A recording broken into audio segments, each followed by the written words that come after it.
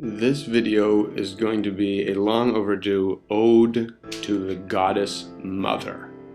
And this video it is a very special time to do this video, as I have just witnessed a woman, my wife, giving birth in the most unbelievable experience I could have ever possibly fathomed. And my imagination is strong. I tried to imagine what this baby would look like. It was impossible until I absolutely saw her. My visionary skills were null when it came to trying to see, and we saw ultrasounds and all this stuff. It was the most unbelievable, beautiful experience, and it made me totally think about women, goddesses, mothers, everything in an entirely different way. And I've always had just an unyielding respect and love for my mother, my grandparents, my family, women in general. But it got taken up 1,000 times, maybe infinitely, after seeing this, and it strung a lot of things together and made me really realize why these ancient cultures that we keep seeing all this beautiful architecture and all this amazing angelic art, goddess beautiful art, all these statues, all these ornate things, all these ways to beautify the women, all these jewels, all these stories about them, all these ancient legendary women, so many things, and it all makes sense now. I do not believe, I believe maybe in the recent past women have been suppressed, but in our distant ancient past, women, I think, were just treated absolutely breathtakingly, like the goddesses that they are, and I'm willing to believe they ran the show. And this is the way an Egyptian, I'm going to show you some different images of birthings throughout time, because what an experience, what an absolutely unfathomable miracle to be able to give the gift of creating another life form. There is nothing more spectacular. It is impossible to imagine getting taken to another pinnacle or another peak. And this has been done all over time, and they did it, with a lot of different ways throughout time, and using gravity like the Egyptians, and now they do it all kinds of different ways, and the methods have always been changing and been trying to figure it out, but one ingredient remains the same, and it is the mother. These women go through so much pain, so much suffering for something so incredible, to perpetuate the species, to do the ultimate act of creation. I could create 1,000,000 artworks and I could never make them come to life like this. And the body just does it. Everything sets itself in motion, from the stars to the earthly realms to the weather patterns. Every single thing is a factor. The food, especially, that's intaken, and everyone, the community becomes a thing. The process at the end was a community experience. I'll never forget those other women and midwives who were in the room. That is remarkable. They did an incredible job. It was a sacred, holy experience that I really feel everyone should embrace and have. And it's incredible. Can't even fathom what it will bring in the future. But I am embracing every bit of it, and it is an act of love. It is a creation of love. It is the same innate feeling that's been driving through all these artists back in the day. Thousands and thousands of years, millions, who knows, of years of this happening. And it's really incredible, because there was nothing like that. And these women deserve the ultimate respect, and that's why I believe throughout time they have. We've been a lot confused in the realm of our past generations, because the media has just been a weapon. But there is no way to put it past, with all the art we keep seeing, all this Tartarian-esque stuff, these things, these realms of beauty and goddessness. Like, I wouldn't be put it past if these things had wings in other dimensions. They're the inevitable women species somewhere of human, if we came from some godlike mixture, probably had wings, probably was capable of doing so much. This whole universe could be a woman. God could be a woman. Who knows? Like, all these things. So many depictions, so many beautiful things, and the baby really is like that. A bodhisattva, a Buddha, just ready for incredible change, ready for a beautiful experience, and embracing perfection, and bearing them in perfection, and breeding them and bringing them up in perfection is the ultimate goal. And I even had a lot of other theories that were kind of interesting that this made me think, because of this thing, the linea negra, the negra linea it's called. where the women develop a black line kind of along the belly. And it made me think of the galactic rift and the galactic center when we can see it and we look up to the stars on the darkest of nights. And, you know, what if we're on the placenta of some giant woman being, and we're looking up at the womb up there, the inside of the belly of some giant thing just waiting to give birth, or waiting to grow so that it can give birth. Who knows? Oh my God. A little worked up. This is an intense topic, but now I'm going to get to some of this. So I'm going to show some pictures of some women throughout time from this book. This video is just going to be basically an ode to women, a tribute to women everywhere, just an undying love for women, and my wife especially. Oh my, and my mother. Wow, every mother. So amazing. You people are blessed. Please continue to use your miracles as a blessing to the world and raise your babies well and beautifully and healthy. Give them good food. Now here we go. So this is the book, and it's got some amazing art and some amazing women throughout time, and I'm just going to read because I translated the sentences below. So this one says, Marianne May dies victorious of fortune, injustice, and tyranny, and leaves to Herod the torture of La Lucia and of conscience, which serve him as furies. It's just intense stuff. Take from it as you will. It doesn't. I'll go in deeper into these ladies in another video. Panthe deviated from life for su abradate, and some of the translations could be wrong, and died as gloriously of his love and fidelity as he died of his courage and victory. Very interesting. Cami, Princess of Galatia, victorious over love and death, makes a sacrifice of fidelity and revenge in the shadow of Sinet, his Mary. So some of the text translation could be a little tiny bit wordings off, or just might be the way they word it, who knows.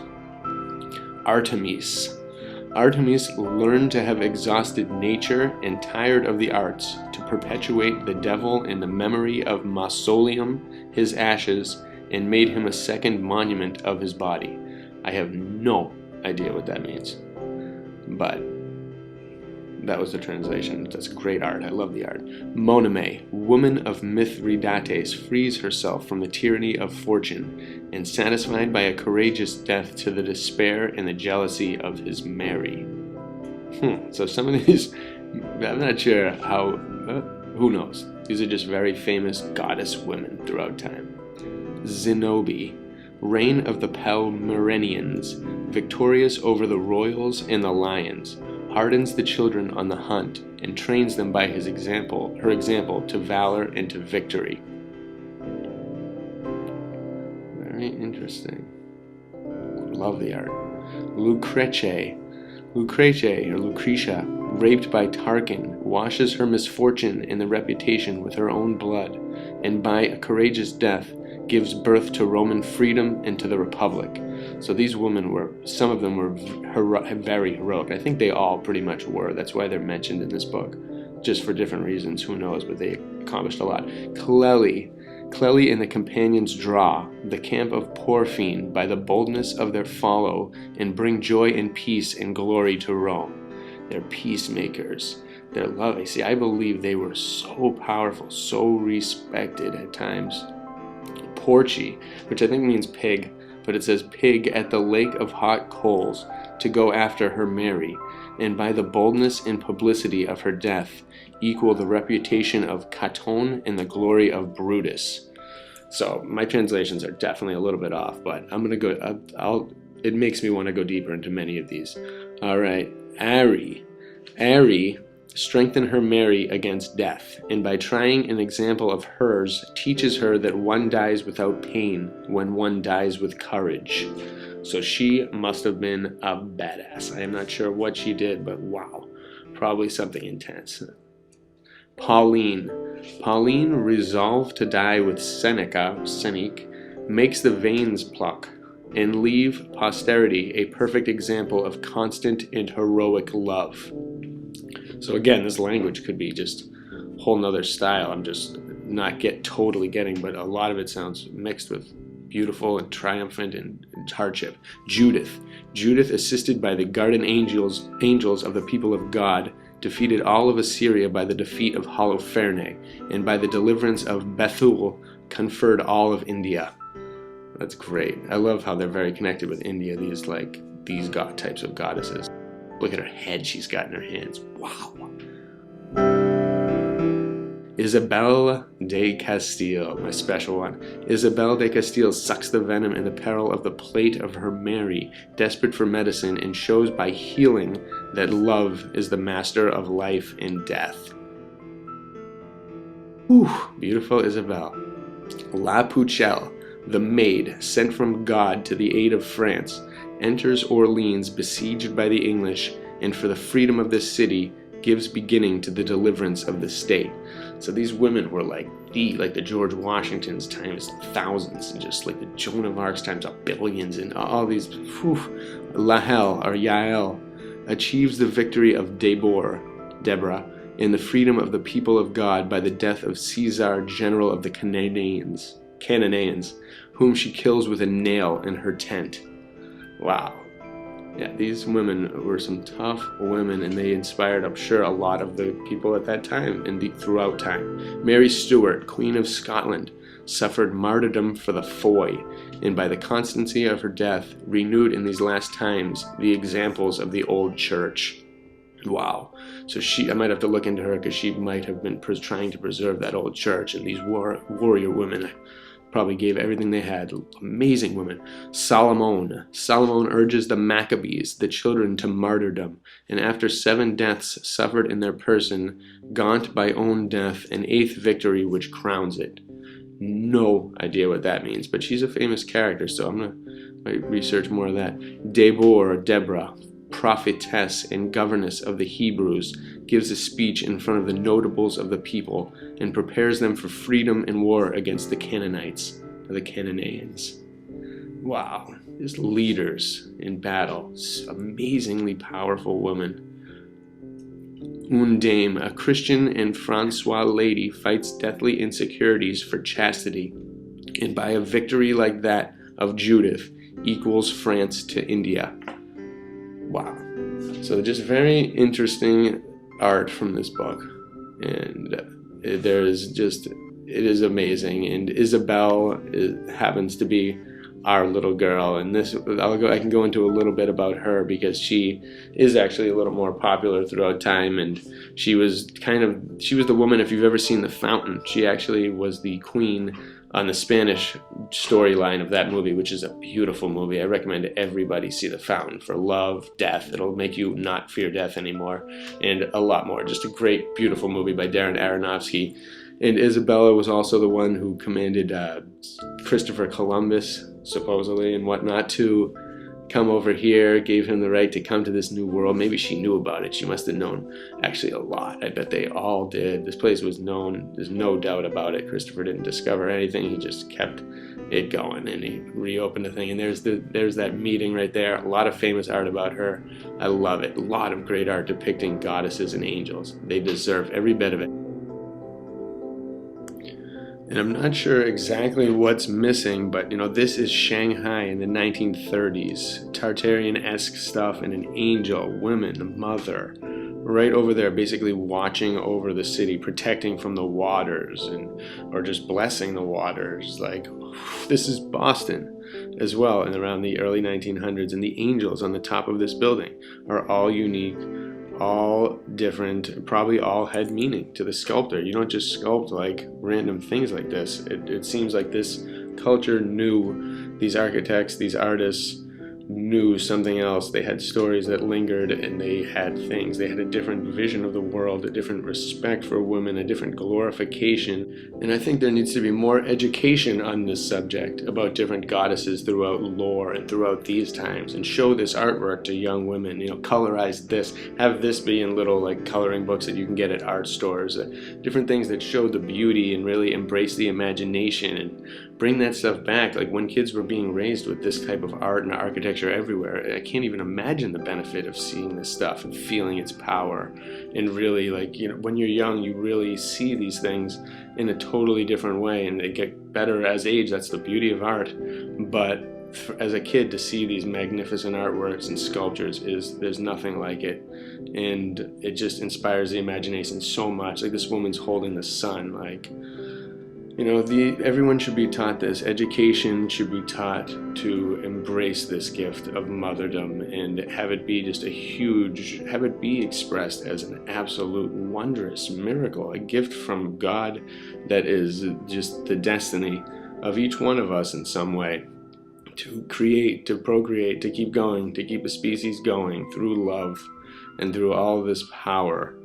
And there is so much that can be done, so much to teach the next generation. They're better versions of us, which is awesome. They inspire the muses. They have this creative ability that is unmatched. Like, man, I believe, like, you know, they're great architects, artists. So are women, but men, you know, we can build stuff because we can't create in this way. And here's another book I'd like to translate for you. Again, these translations are a little iffy, but here we go. This one says, "The lot of those who believe that the result of blind set up the dreadful beast." That is ridiculous, but whatever. Look at the wings, look at the art. Venus or something. Wow, don't know what is happening there. "Which one is the true leader of duty, or which is the duty of a prince?" So I don't know if that's seeing, you know, who is the true leader. They probably question that because women, I think, a lot of time and a lot of civilizations were the leaders. Sure, there was many with men, but a lot with women. Alright, this one says, I think it has someone's name at the top, like Ludovico Beccatelli, and then I think it means he loved to be loved at the underneath.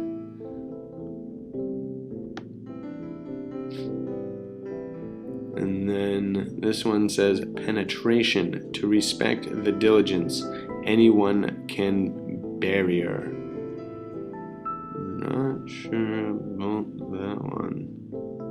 But I love the art. Again, the scales of justice. Swimming with or taming the beast, the tower in the distance. Always awesome art. The greatest gift of loyalty. Fix the deepest love is past. The culture, all duly. Again, no idea. Different languages. I believe this was from the 1600s. And just random books I found, and then just wanted to translate some random things. And then lastly, security, absolute harmlessness. And that's the power of the mother.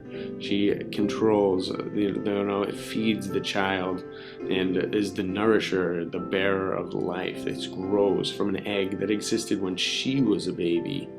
There's so much miracle involved with this, and then the timing involved of the conception and the way it grows, and when the baby starts to grow and it has just electricity going through it. There's so much honor that is bestowed upon the women for this glorious gift that they possess. And whether the goddesses and the goddesses up there, or the universe is a woman, or the Jains believed that there were oceans of milk at different points, and there is, there could be, like, what if part of this realm further deeper is an ocean of milk somewhere? Because there's just, we are on a living being or something, but you never know, really. You never know what we are truly on. I don't think we will.